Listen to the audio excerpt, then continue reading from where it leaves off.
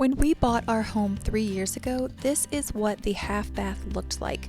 And with a tiny little budget and a lot of work, this is what I was able to transform it into. While I liked that makeover, I wanted to add a little bit more. So I started by adding some wood planks to the ceiling with some beams to give the room some more character and interest. And then that's when everything started to go wrong. The paint was literally peeling off of the walls when I removed the accent wall, and then the bathroom was flooded and it was a disaster. But hopefully this video goes much better than the last, so stay tuned as we make more changes to this bathroom.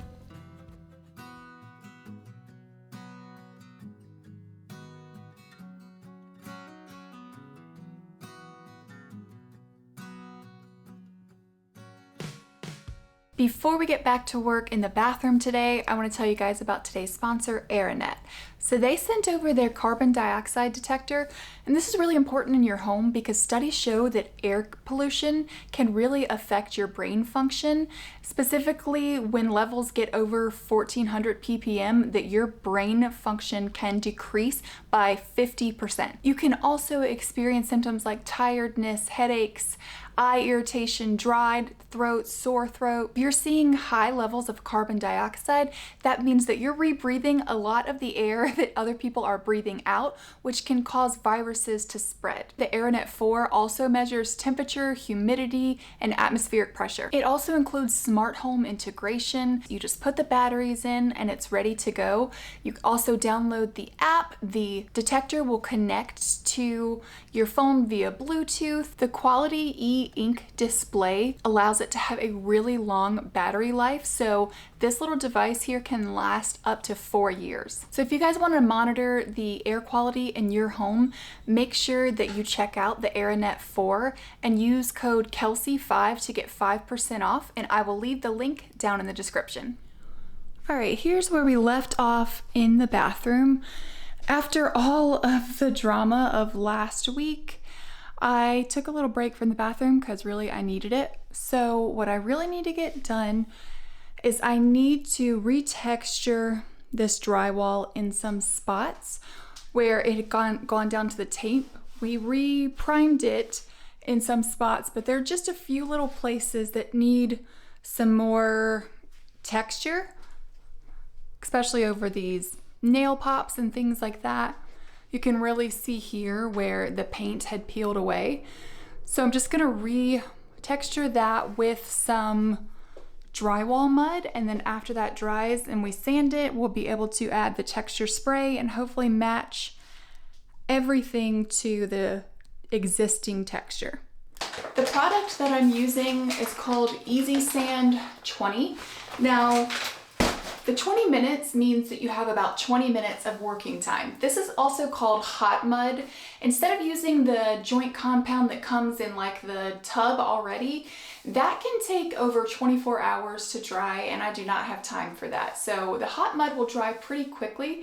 And then I've also found that it doesn't sink nearly as much. It keeps its shape and you can go back and sand it smooth later versus the joint compound, which you might have to do 2 to 3 layers at 24 hours of drying in between each of those layers, and it just takes longer.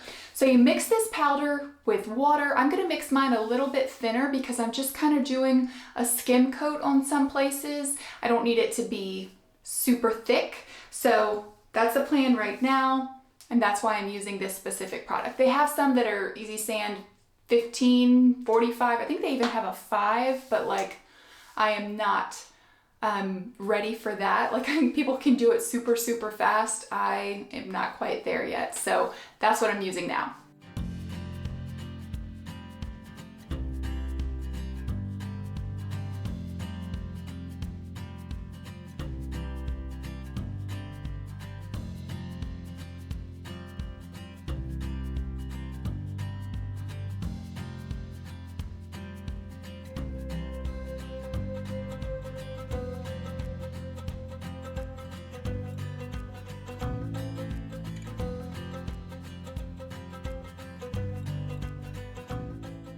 The goal here is not to get a smooth finish. I'm using this drywall mud because I had some spots on the drywall that were a lot lower than other spots.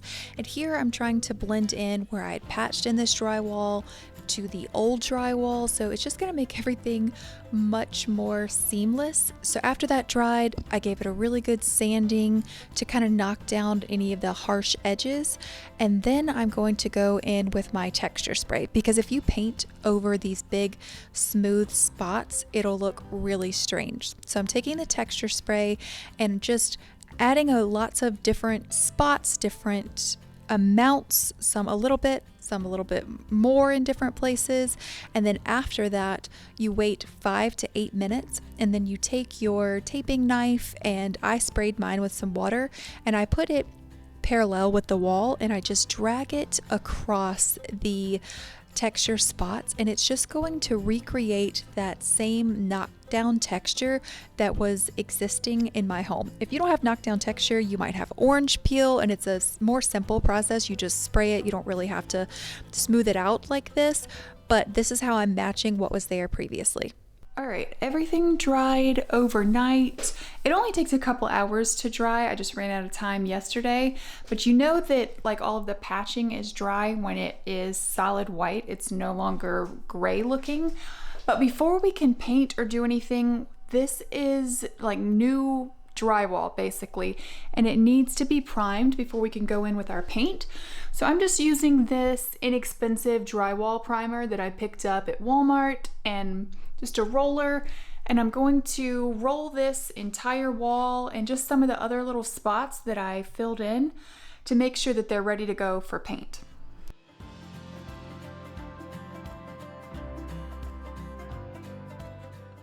While I prime this wall, I just wanted to take a moment to say thank you guys for being here, for sticking with me, and all the support that you show on my videos.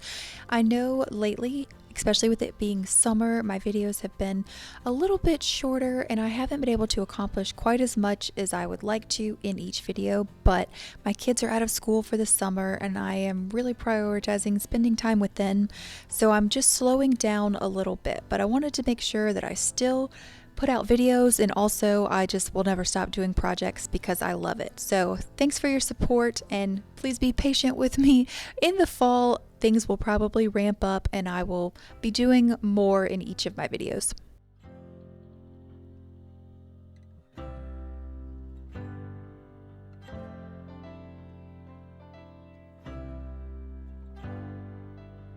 Priming is all done and it's ready for paint.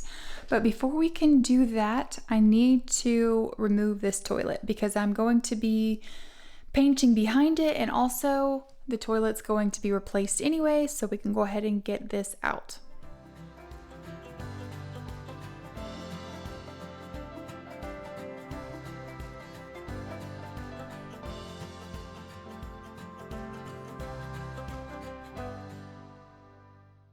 Okay, let's talk paint colors. I've thought about this a lot, and just like me, you guys seem to be torn between these two colors right here, which is the Lauriston Stone and the Gloucester Sage over here. So I think I've made a decision, and I think I'm going to go with the Lauriston Stone here. And it's for a couple of reasons. One, I know that I really like this color. It's a really pretty green gray color. And number two, I think it will go better with some of the other elements that are going to be in the room. So if you guys remember in last video where I flooded everything, this is the vanity from there, and I think I could reuse it, but I was just worried because it was MDF, and I feel like, I don't know, that the back all got messed up. I was gonna have to rebuild the back. So I was going to order this vanity here from Lowe's, but I actually found it at a discount building supply store for less than half of the price than I was going to pay originally for it, and also way less than just the new countertop for the old vanity was going to be. So it just seemed like it made sense. It comes with the countertops and the backsplash, and I ordered a side piece for it that will be in a couple weeks. But it's like a grayish color. It's got like gray and beige to it, and I'm just worried that the warmth of the Gloucester Sage paint color would make this vanity look extremely gray, and that's not what I want. So that's why I'm going to go with Lauriston stone.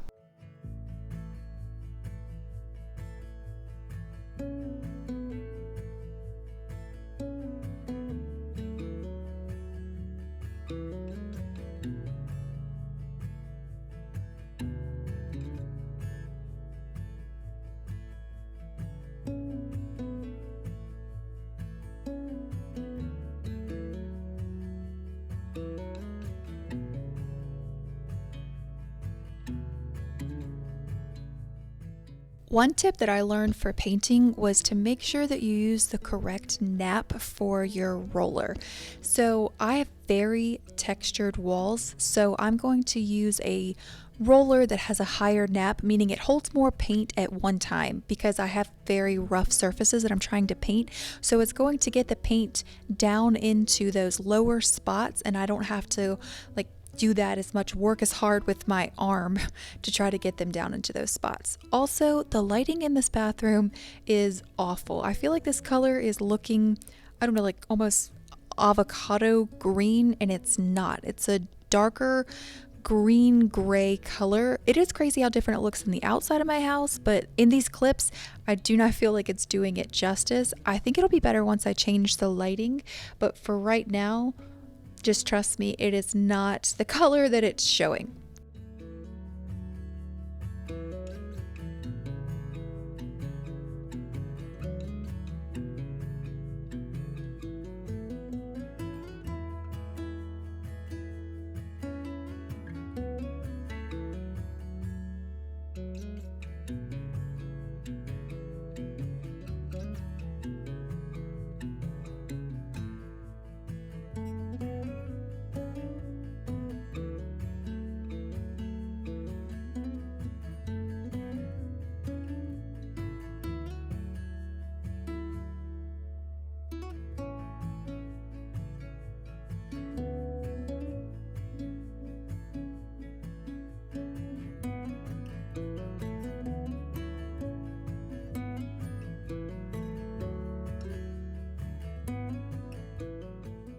After I was done with all of the rolling, then I went in with the edging. I typically like to do the rolling first because I'll get as close to the corner or whatever it is as I can with the roller.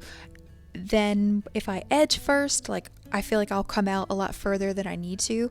I'm also not worrying about getting super close to the top here to the wood because I am going to be doing a wall treatment that's going to have a board running there at the top. So it's going to cover that top portion of the wall, so you won't even see any of that anyway. So that saves me time. It looks a little messy for right now, but it will be covered in the end.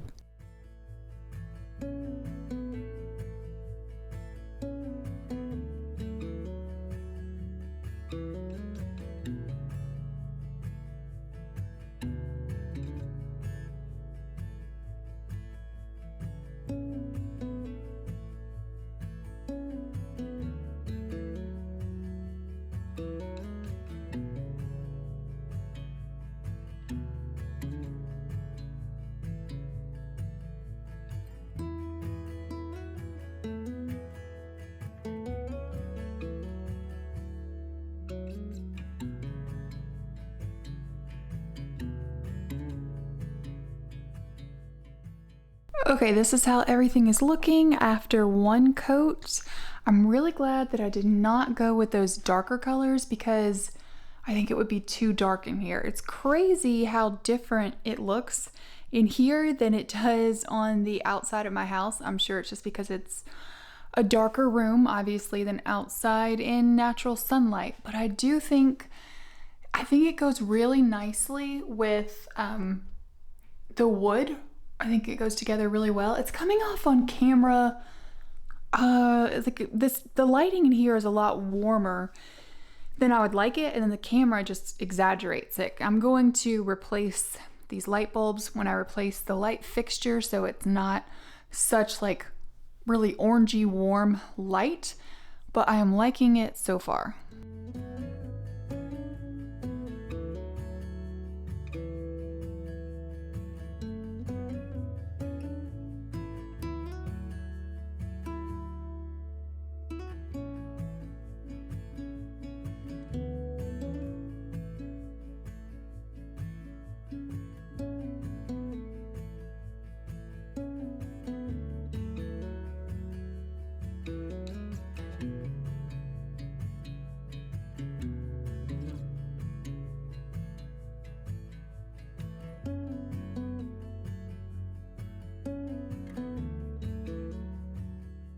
After I finished the second coat, I let everything dry overnight and I changed out the light bulbs in this bathroom from a warmer white to a daylight bulb, and you can really see here much better the color, how it's not quite so warm. It's a really nice neutral between green and gray, and I think it looks really nice paired with the wood tone of the ceiling. And this is where we're going to stop for today's video. Let me know what you guys think down in the comments. I still have a few more things to do in this room, probably a couple more videos worth of stuff, so this is not it. We definitely want to do a wall treatment in here, but I want to get everything painted first because I think it'll be easier to install that wall treatment. So I will see you guys in next week's video. Bye!